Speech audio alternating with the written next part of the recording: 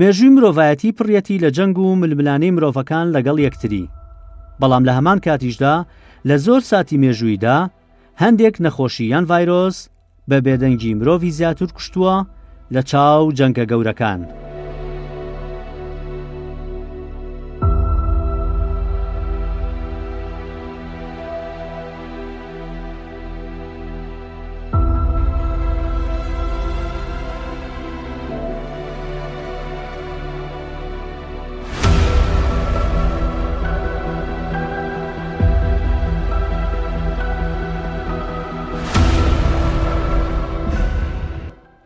مرۆڤیش ناچار بووە بچێتە ئەم جەنگە سەختەوە، هەرچەندە لە کۆتاییشدا سەرکەوتن هەر بۆ مرۆڤایەتی بووە.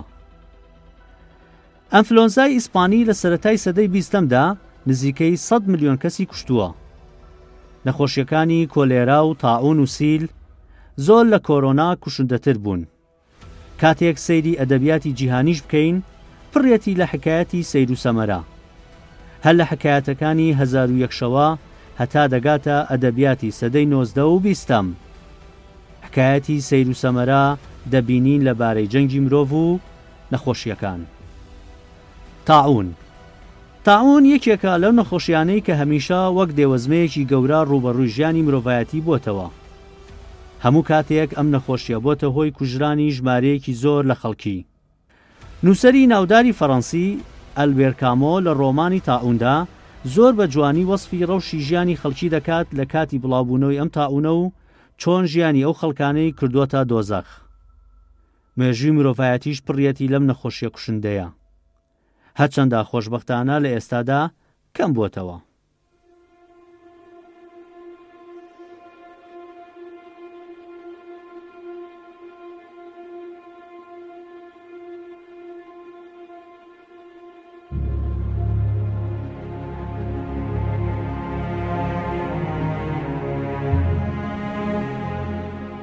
مێژوونووسی ڕۆمانی کاسیۆس دیۆ باسی نەخۆشیێکی کوشندەمان بۆ دەکات کە بە ناوی تاعونی ئەنتۆنیا لە ساڵی 165 زاینی بڵاو بووتەوە. بەپێی قسەی ئەم مێژوونووسە ڕۆمانیە بێت ئەم تاعونە ڕۆژانە سەر و 2000 کەسی کوشتووە و ماوەی چەندین ساڵ بەردەوام بووە و دوجار لە ساڵی 180 زاینیدا کۆتایی پێهاتووە. سەرچاوە مێژوویەکان باس لە بڵاوبوونەوەی نەخۆشی تاعونی جستنیان دەکەن کە لە نێوان ساڵانی 541 و 542 لە ئیمپراتۆریەتی بیزانتا بڵاو بووتەوە. دواتریش لە هەرسێکی شوەری ئەوروپا و ئەفریقا و ئاسیادا ئەم نەخۆشیە بڵاو بووتەوە. سەرەتای ئەم نەخۆشیەش لە میسر بڵاو بووتەوە. لەو کاتەدا لە میسرەوە گەنم و جۆ دەچوو بۆ قوستەنتینیا کە پایتەختی ئیمپراتۆریەتەکە بووە. پاشان لە ماوەیەکی کەمدا ئەم تاعونە بڵاو دەبێتەوە و دەبێتە کوژرانی خەڵکێکی زۆر لە هەرسێکی شوەرەکەدا. هەمیشە تاعون یەکێک بووە لە نەخۆشیە ترسناکەکان کە ڕوبەڕووی مرۆڤ بۆتەوە، بە تایبەتی لە ئەوروپادا چەندین جار بۆتە هۆی مردنی ملیۆنان کەس. یەکێکیش لەو تاعونە کوشندانە تاعونی ساڵانی 1348 و 1349 کە لە مێژوودا بە تاعونی ڕەش دەناسرێت. بەپێی هەندێک سەرچاوی مێژووی بێت زیاتر لە 20 ملیۆن کەس بوونەتە قوربانی. داگیرکردنی ئەمریکای باکوور و باشوور لەلایەن داگیرکاری ئەوروپیەوە وای کرد کە بەشێکی زۆری خەڵکی ڕەسەنی ئەو کیشوەرە لەناو ببرێت. بەپێی هەندێک سەرچاوی مێژووی بێت تەنها بەهۆی نەخۆشی وەکو کولێرا، تاعون، سیلەوە نزیکەی لە 180 دانیشتوانی کیشوەری ئەمریکا بەهۆی ئەو نەخۆشیانەوە مردوون کە داگیرکاری ئەوروپی لەگەڵ خۆی بۆ ئەم کیشوەرەی هێناوە. دیارە زۆربەی جاریش هێزە داگیرکارە ئەوروپیەکان لە ڕێگەی بڵاوکردنەوەی ئەم نەخۆشیانەوە هەوڵی قڕکردن و لە ناوبردنی خەڵکی ڕەسەنی ئەمریکایان داوە. مێژوونووسان باسی بڵاوبوونەوەی تاعونی گەورەی لەندەن دەکەن کە لە ساڵی 1665 و 1666 لە پایتەختی بریتانیا بڵاو بووتەوە. لەو کاتەدا لەندەن یەکێک بووە لە بەندەر و شارە گەورەکانی ئەوروپا و جیهان. ئەم تاعونە سەرەتا لە هۆڵەنداوە هاتووەتە لەندەن و دواتریش نزیکەی 100,000 کەسی کوشتووە.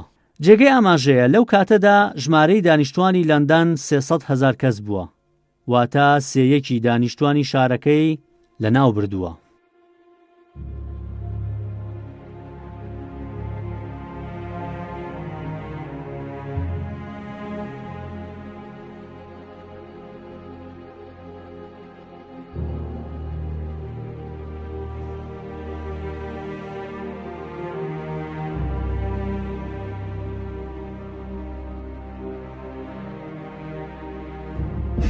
لە پاش تاعون دووەم نەخۆشی کە گورزی خراپی لە مرۆڤایەتی وەشاندووە نەخۆشی کۆلێرایە، بە تایبەتی لە سەدەی 17 و 18 و 19 و 20دا. گورزی خراپی وەشاندووە.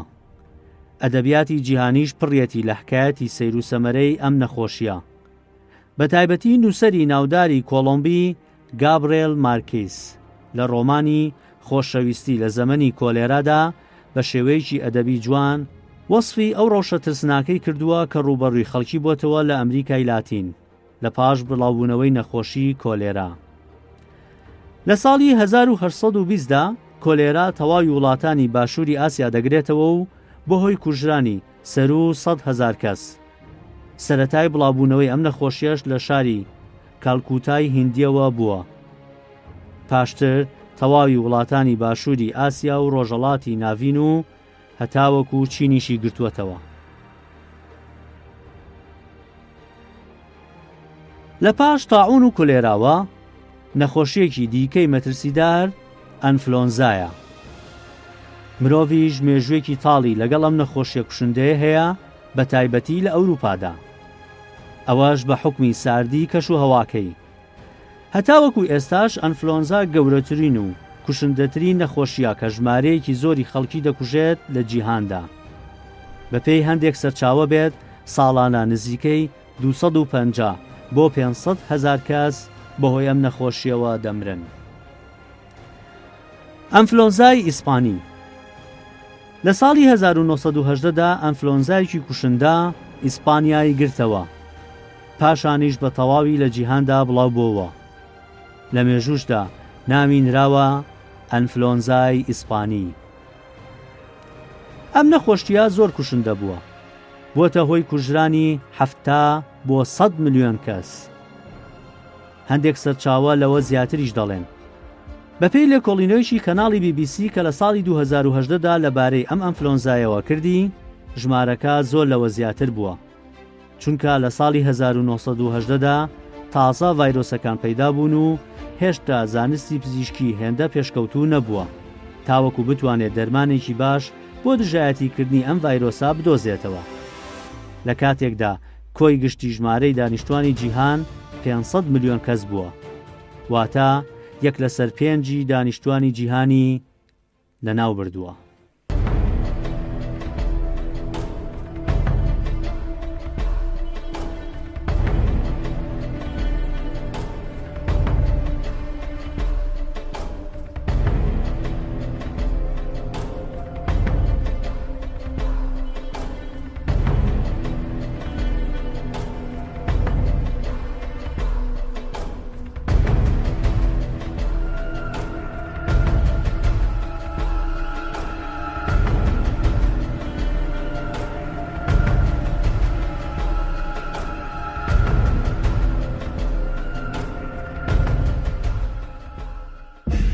نەخۆشیەکی تر کە بۆتە دەیۆزمەیەکی گەورە بۆ مرۆڤایەتی ئایدزە، بە تایبەتی لە کۆتاییەکانی سەدەی 20م. بۆ یەکەم جار لە ساڵی 1976 لە وڵاتی کۆنگۆ سەری هەڵداوە و پاشانیش لە تەواوی جیهاندا بڵاو بووە. لە ئێستاشدا ژمارەی ئەو کەسانەی کە تووشی ئەم نەخۆشیە بوون دەگاتە سەر و 36 ملیۆن کەس. دیارە ئەم نەخۆشیەش لە ڕێگەی پەیوەندی سێکسیەوە تووشی خەڵکی دەبێت. ئەنفلۆنزای بەراز. لە ماوەی پێشوودا کۆمەڵێک ئەنفلۆنزای جۆراوجۆر و سیر پەیدا بوون، لەوانە ئەنفلۆنزای باڵندە و بەراز. لە ساڵی 2009 ئەنفلۆنزای بەراز بڵاو بووە، یەکەم جار لە مەکسیک سەری هەڵدا و پاشانیش بەشێکی زۆری وڵاتانی جیهانی گرتەوە. بەپێی راپۆرتێکی ڕێکخراوی تەندروستی جیهانی بێت، ئەم ئەنفلۆنزایە زۆر ترسناک و کوشندەیە، چونکە ڤایرۆسەکەی توانای زوو بڵاوبوونەوەی هەیە.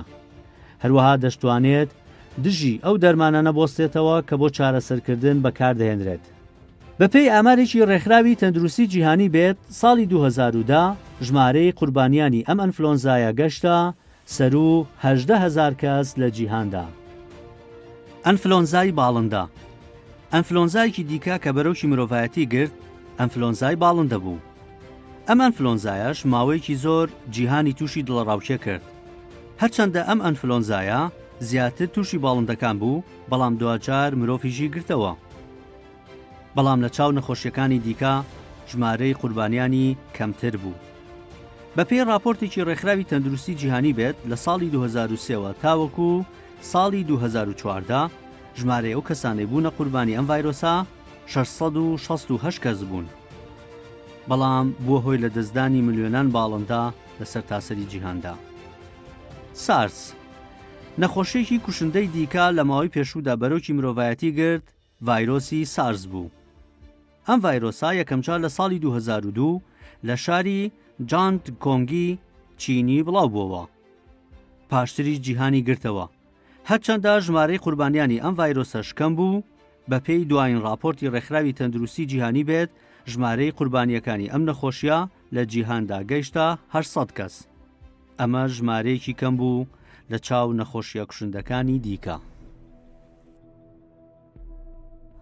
ئیبۆلا بۆ یەکەم جار لە ساڵی 2013دا نەخۆشی ئیبۆلا لە غینیا لە کیشوەری ئەفریقا سەری هەڵدا و پاشانیش وڵاتانی لیبریا و سیرالیۆنی گرتەوە. پاشان ناوی ئەم نەخۆشیە گۆڕا بۆ ئیبۆلای ڕۆژئاوای ئەفریقا. ئەم نەخۆشیە بۆ هۆی دارمانی ئابووری ئەو سێ وڵاتە. هەروەها بۆ هۆی کوژرانی سەر و 6,000 کەسیش. ساڵی 2018 دووبارە ئەم نەخۆشیە کۆنگۆی دیموکراتی گرتەوە. لە ئەنجامدا سەر و 2200 کەس گیانیان لەدەستدا. کۆرۆنا بۆ یەکەم جار ڤایرۆسی کۆرۆنا لە سەرەتای ئەم ساڵ لە وڵاتی چین بڵاو بووەوە. پاشانیش جیهانی گرتەوە. تا ئێستا زیاتر لە 100,000 کەس توشبووی ئەم ڤایرۆسان. ڕێژەی مردنی دەگاتە نزیکەی لە 4 و چاکبوونەوەش لە 62. ئەم ژمارانە بەردەوام لە گۆڕانکاریدان. بەدڵنیاییەوە هەر وەک چۆن جەنگی مرۆڤەکان لەگەڵ یەکتری کۆتایی نایەت، بە هەمان شێوەش جەنگی مرۆڤ و ڤایرۆس و نەخۆشیەکانیش کۆتایی نایەت و بەردەوام دەبێت، بە تایبەتی لە سەردەمی گلۆبالیزمدا کە هەموو سنوورەکان کراون و پەیوەندی مرۆڤەکان زیاترە. ترسی بڵاوبوونەوەی نەخۆشیەکان زۆرترن. بەڵام گرنگ ئەوەیە مرۆڤ بتوانێت سوود لەو کارەساتە گەورانە وەربگرێت بۆ ئەوەی جارێکی دیکە دووبارە نەبنەوە.